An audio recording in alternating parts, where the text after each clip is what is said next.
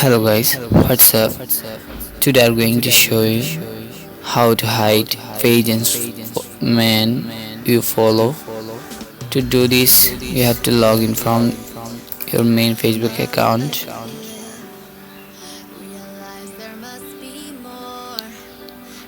Then click account button from the right corner.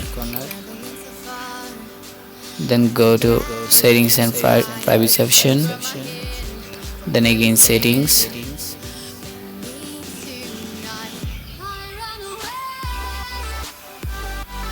Then you have to choose privacy option from the second option. Now you can see that what we are going to solve. You can see the people, pages and list you follow. You can edit from this bar. Click edit. Click this bar again. You can see a huge option: public, friends, friends exceptional, specific friend. If you want to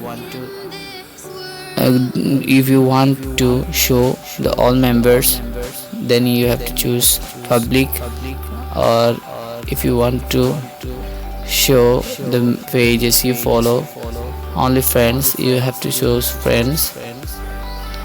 I'm going to choose only me because I want to keep it private. That's all. Thanks for watching.